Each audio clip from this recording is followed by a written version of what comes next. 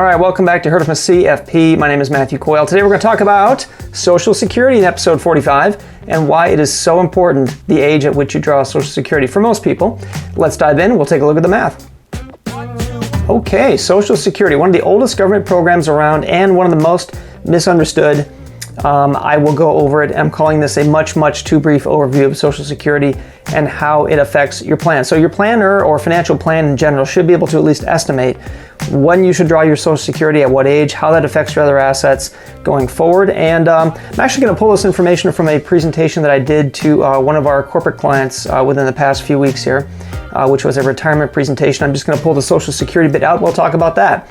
It is a very important decision at what age you draw Social Security for most people. If you're a very high asset individual or family, it might not matter as much, but for most people, it does make a difference as to what age you draw Social Security and how long your assets might last. So let's go over the material I went over with them. I'll keep it relatively brief and we'll confine the discussion just to that. So a much too brief overview of Social Security. Number one, I want to make clear people understand it's not a government retirement savings program. It's not based on an account balance you have or how much you've paid in. It is based on your earnings, more specifically your highest 35 average earning years on your earnings record. That is what your Social Security up to a cap is based on, and it is not a government savings plan. You do not have an account at Social Security, nor does it factor in how much you've paid into it. A lot of people say, well, I've paid in, shouldn't I get back out? In theory, yes, you should, and you most likely will, but it is not based on how much you paid in, it's based on how much you've earned, which is a very important distinction there. So, some highlights of the program, I'm just going to consult with my notes here. If you were born 1960 or later, your full retirement age is 67. Most of you probably know that who are watching this video. Anybody prior to 1954, there's some different rules. But if you're born 1960 or later, full retirement age 67, but you can draw earlier at 62. If you take it at 62, you will have a 30% haircut in your payment. That might not matter to you, and it might actually help you in some cases, but we always recommend you at least wait till 67. If you wait till 70, many people do that, your increase is about 20%, 20 to 22%, somewhere in the value of the check that you're getting. And yes, Social Security can be taxable. I think I've covered this in a previous video, but I do get questions on this a lot. Yes, Social Security can be taxable. Up to 85% of what you receive can be taxable based on your outside earnings. So, something to be considering. And no, you will not have a benefit reduction if you choose to work into retirement. So there's a much too brief overview of Social Security. If you do choose to work into retirement past full retirement age, which let's assume is 67, you will not have a benefit reduction. It will still be taxable, but you will not have a benefit reduction.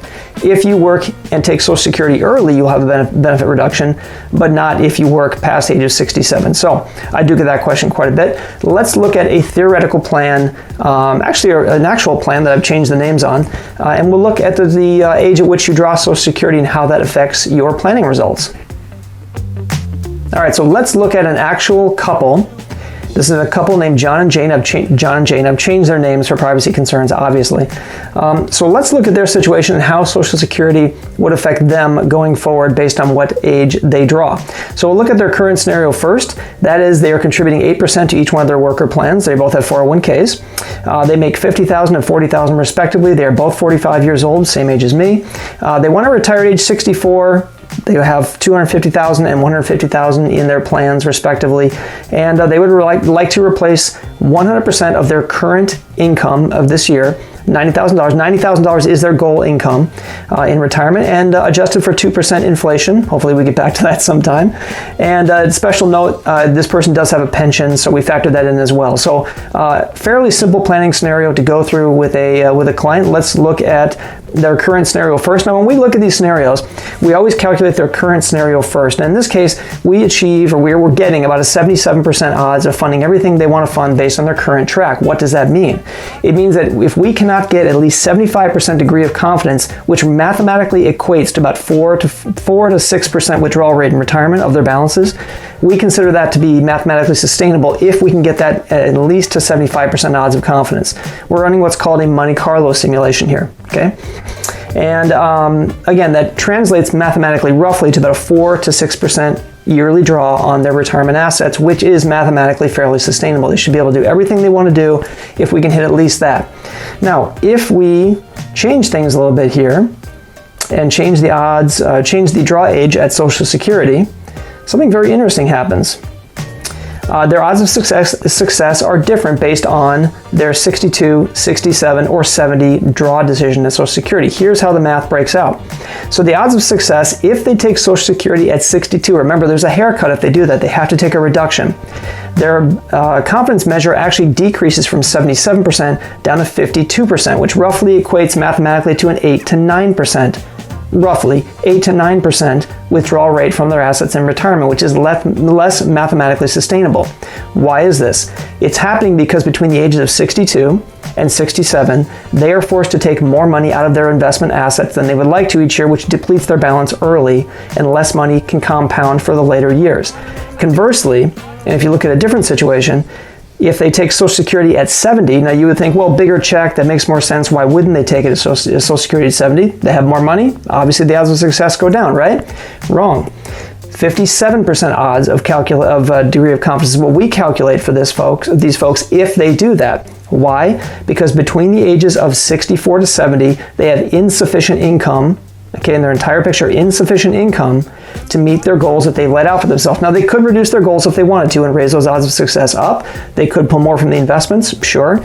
They could take more risk, or they could contribute more to their 401k plans now. They don't really want to do that, but they certainly could. But if everything else it's staying the same, it changes the odds of success based on how you draw from Social Security and at what age you do that. It's a very important decision.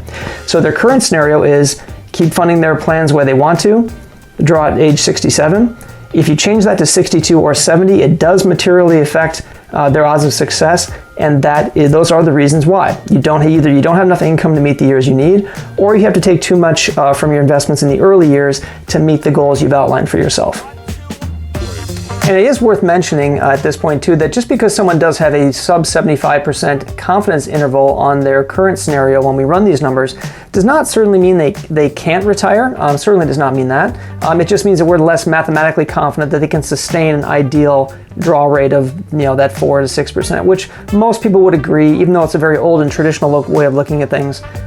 Most people would agree a 4 to 6%, maybe 7 at the most, is pretty mathematically sustainable based on historical returns.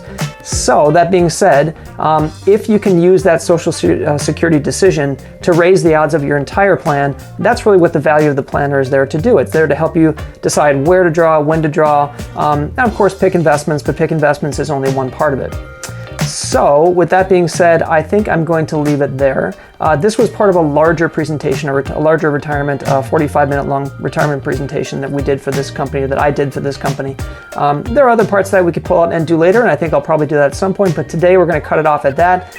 Just know that the decision to draw Social Security at what age is not always an easy decision, but we can help you work through that, and it is a very important one. So do take some time.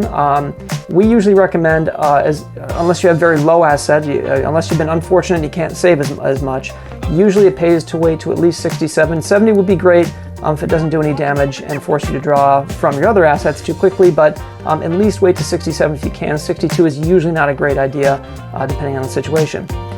Thank you very much for watching. Do not forget, your most valuable asset is your time. It's casual day, as you can see here at my home. I'm going for a walk. By the way, did you get a look at that moon? I got a picture of that through my telescope. That was very cool, that moon. That was very neat this week. Hope you got to see that. Take care of yourself, take care of your family, take care of your health, and I will see you next time. Bye.